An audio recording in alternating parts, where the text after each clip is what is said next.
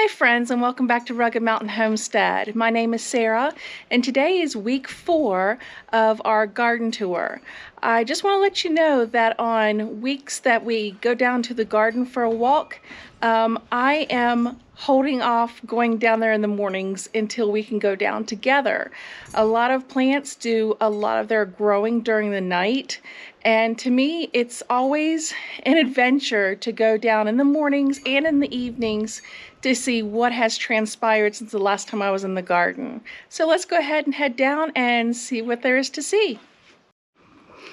Of course, we're passing by the chicken coop where my very dedicated husband is working like crazy to get it completely finished. Today is working on the roofing. Almost. You're getting there. You're doing a great job. It's just weather. That's. Well, we can't complain about the rain. Not around here. I'm not complaining. I just.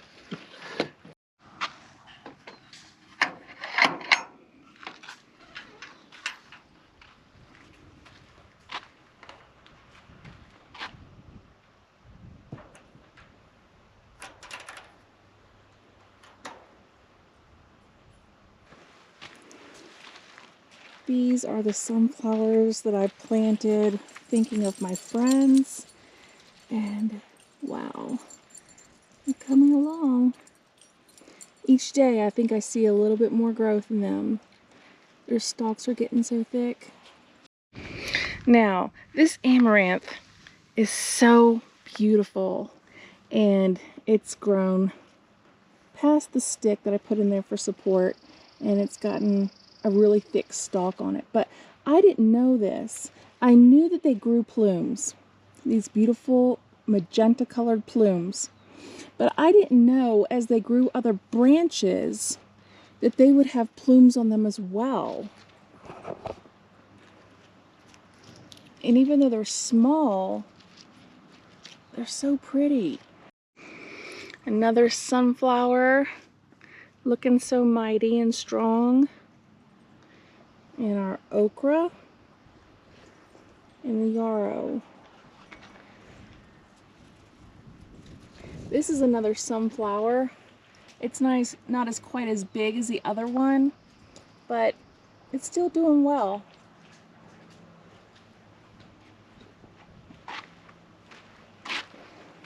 Our bonnie tomato plant. I have taken the suckers off in between their bottom branches. I don't know how well that can be seen. But anyway, I've taken them off just so that there is good airflow, but I'm leaving them as they grow taller. And this is another bonnie as well. Now look at this. This gourd has reached across and its tendrils have locked on. That is so exciting. So that means it's going to be growing up soon. Growing up the arbor. How beautiful. And the cucumber here, it's a really good size, and I see its tendril here. It doesn't quite reach. Well, maybe it does. Maybe I can encourage it a little bit. I don't want to break it.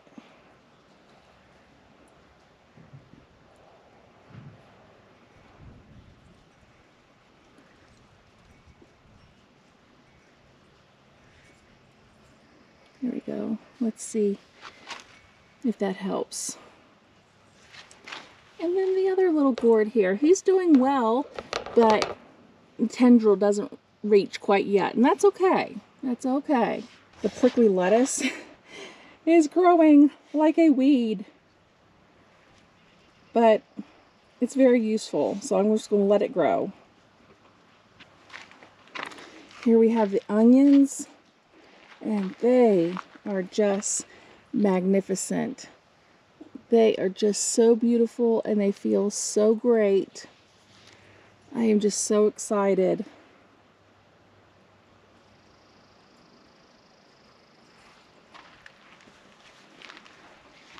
And my 2.5 rows of parsley. I have already harvested off of here twice. and it's still just as green and beautiful as ever and ready for me to harvest again.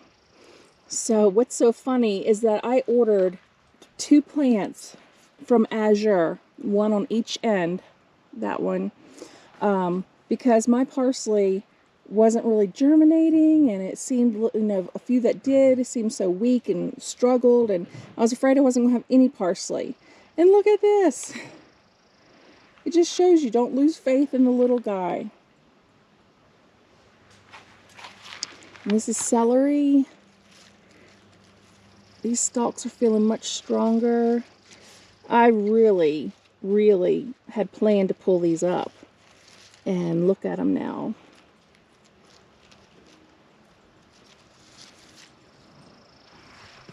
And all of my peppers. I have jalapeno, Anaheim, banana, cayenne, and California Wonder.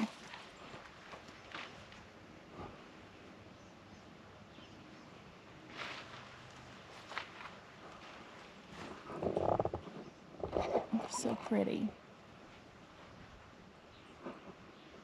One of the little cow peas. But look at this Lakota squash. This plant has just grown like crazy. And last night when I was in here, I was trying to train this stalk to go up this way. And as you can see, it's not quite long enough. And it has some tendrils there. Maybe it'll stay now. But you know, I'm just so glad to have such beautiful growth. I'm just going to let it do its thing. And as I showed on the community page, this was the first squash plant to flower. Now, the flower has, of course, since died off. I'm hoping you can see this. Right here is the flower. And then this is the start of a fruit. Now the squash had to get pollinated in the flower in order for this fruit to grow. I am just hoping and praying it got pollinated and we'll start to see growth here. Now I did spread the diatomaceous earth, and the collards are already starting to look better. They do still have some leaves that have some damage on them, some little holes. The new ones look beautiful. Now the ones that are really damaged, like this, I will feed to the chickens. But like, see this here? It just has one little hole here. I can live with that. I mean, like I've said before, real food does not look perfect. And here are the beets. They are just looking so great. I've tried to grow beets one time and it was an utter fail. So I'm really excited about this. Now, I did pull a beet last night because I got excited that I saw the shoulders on it. And like I said, I've only tried once to grow beets and it didn't even get this far. So I wasn't 100% sure when to pull it up. So I pulled it up and the beet was like the size of a ping pong ball, maybe a little bit bigger. And so, yeah, they have some more time to grow. But I'm just really excited about it. Now, I should probably plan to grow some more beets because Dean and I love pickled beets. And I just grew a little bit here because I didn't know how it was going to go. But seeing how well they're doing, I would love to plant some more. Also, these leaves, they look just so beautiful. And I don't know if you knew this, but beet greens are edible as well. So I'll also be using everything but the root, because these beet greens can be cooked as mixed greens or put in a salad. And look at the carrots. Now I thinned them the best I could. I think I did a pretty good job. Let me see if I can get in there. Here's one, and then there's the next one. Now some of them did stay a little close. But like I said, I thinned them the best I could, and I didn't want to pull too many.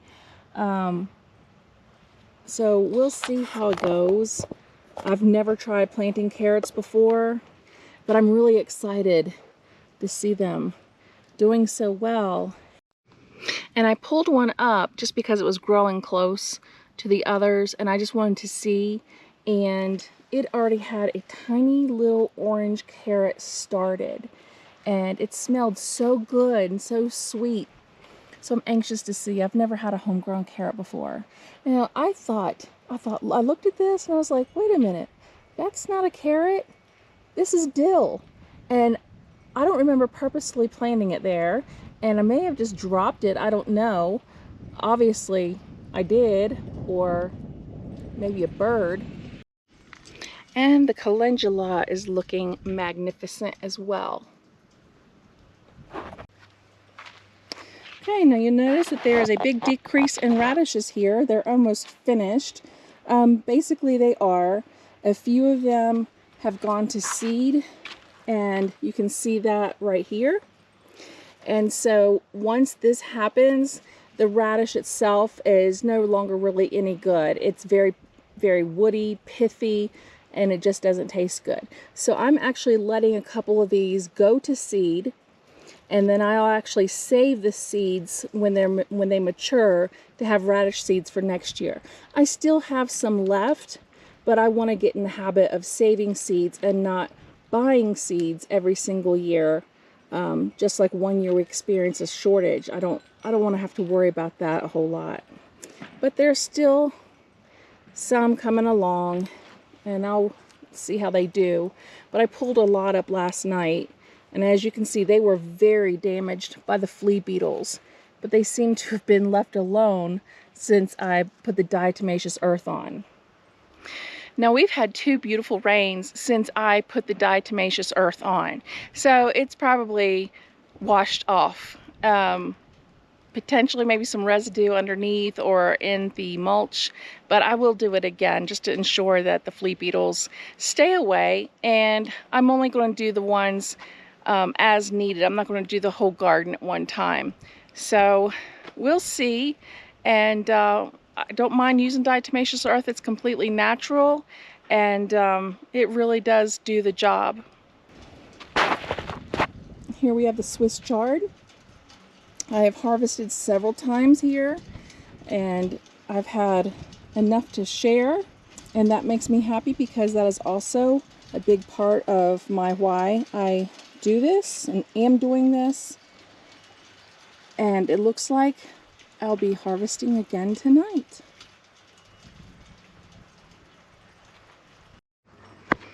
So now we're down here on Tomato Row, and there is a lot of pretty growth out here, not just with the tomatoes, but also with the basil. And this is lemon basil. That's why it looks different from sweet basil, and it smells so delicious. I can't wait to have a good basil harvest and make basil tea.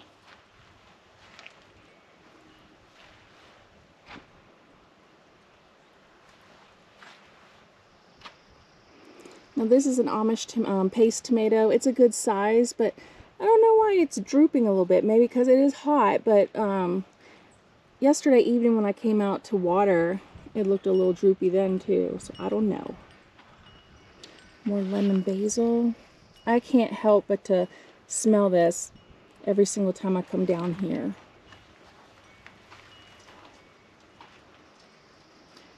And this Amish paste has almost reached the 3rd rung, and she stands up straight.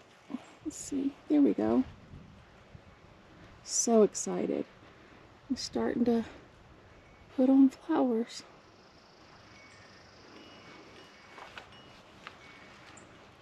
Look at that basil. That's sweet basil, but that's still just gorgeous and smells so good. And this is a crim tomato. I see a flower wanting to start in here, but I really want it to get a little bigger before it does, even though these are planted 8 to 10 inches in the ground.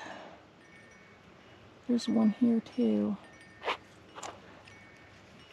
I'm going to go ahead and take this flower off and let it put its energy into growing deeper roots and getting a little bit bigger before it starts to put on fruit. I'd like to see it at least the size of this Amish paste.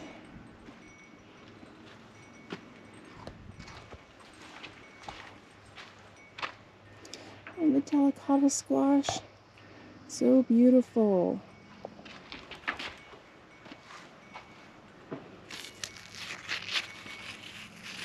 See buds forming in there.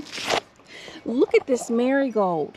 This is the orange Hawaii variety. They put on kind of a bit puffier, bigger blossoms, but this thing is so tall. That is amazing. Oh my goodness. So I hope we see a bloom forming soon. We have a little one here. And some of these that bloomed previously are putting on seconds and thirds. The green beans are beautiful. I counted last night when I was in here, and there are now 38 plants. I think that's it though. Now this oregano is just such a vibrant green, and it is really growing and spreading out. And I planted it here on purpose because the scent of the oregano, the bugs that would bother the squash, they don't like the scent of oregano. The other side of tomato row. Now, I think it was in last week or the week before's video, I told you why I'm growing this variety called Alice's Dream. And this was such a spindly looking little thing, and she is growing so beautifully, and the stalk is nice and thick, and I am just so happy with that, with all the growth.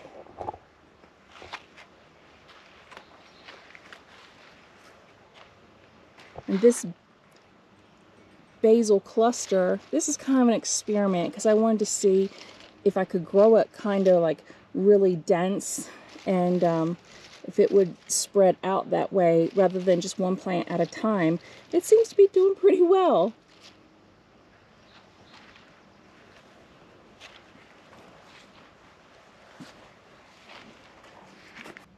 The thyme is just so beautiful. It is spreading out nicely. Oh, I just love having herbs in the garden. And then also, as you can see, we have lettuce coming up. I planted extra lettuce from seed out here. There's a few little spots here too. Now, Cherokee beans.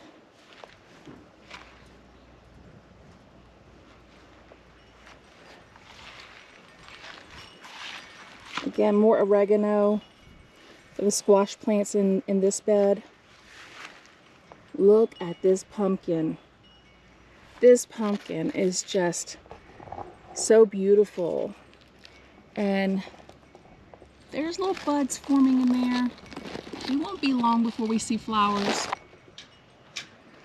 It's starting to spread out a little bit. And the zucchini here.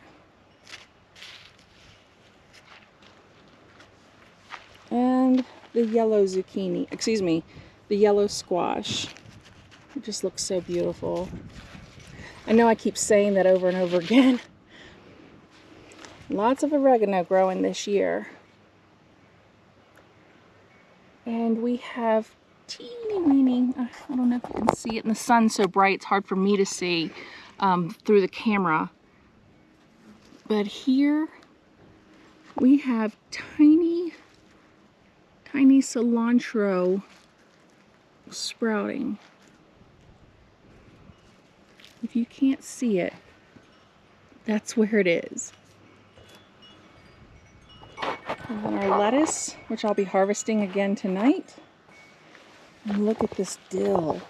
Oh my goodness. So thick and lush.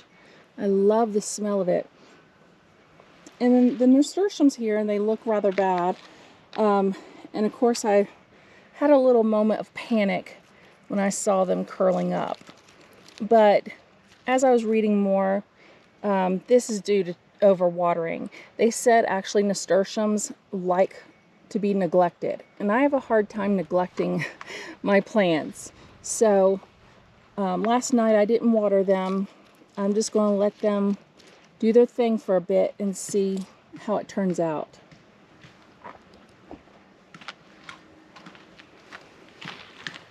Oh, it feels good to be in the shade a minute. Okay, here's the herb spot. A lot of happy plants here.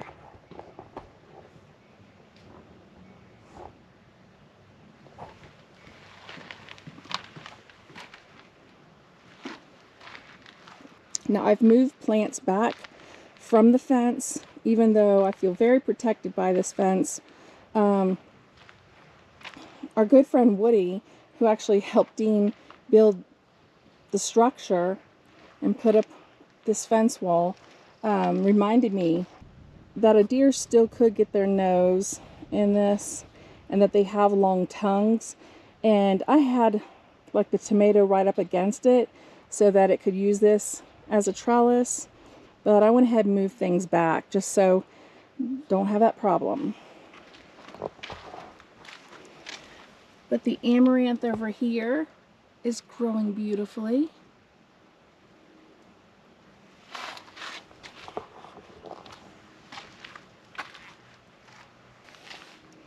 Our Bonnie tomato and the mountain mint.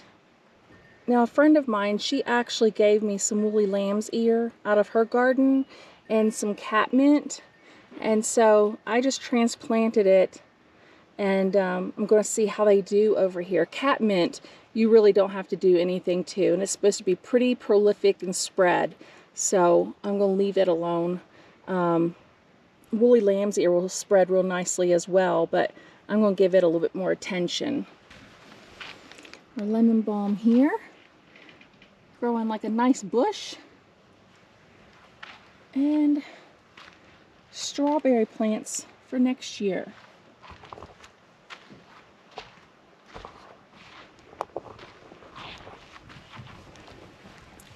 Our beefsteak tomato.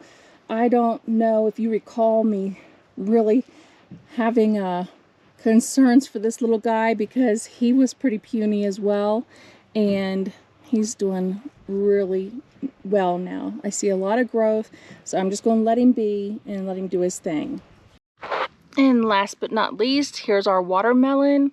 This one's not looking too happy, but look what came up. I was so shocked. I was like, I didn't know what that was. I'm still not 100% sure, but it is a squash of some kind, obviously. And so since this one's not looking too great, I'm going to leave this one be and see what happens, and continue to watch this watermelon grow. And this is on the other side of the fence line, and all of these right here are wild sunflowers growing. So me shaking the heads of the dry ones last year really did work. So we have a whole bunch right here as well. See them putting on their head. Excuse the background noise, Dean's using a nail gun.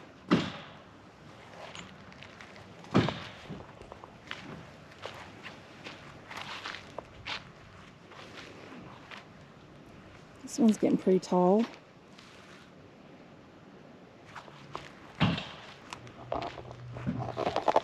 And this wild sunflower is starting to put out some of its blooms. These wild sunflowers remind me of the Henry wild variety, because they have a big main stalk and then they'll grow a lot of branches with flowers. So as you can see, it's getting pretty wild over here.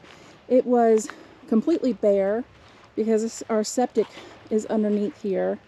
And then last year we had oh my gosh, we had so much tumbleweed that we got it out of here. And I shook the heads of sunflowers out. And then now we have a lot of prickly lettuce, sunflowers, just all kinds of pretty things just growing wild, growing natural. And I'm not going to mess with any of it because I've said before, Mother Earth does not like to be naked. She will cover herself with something.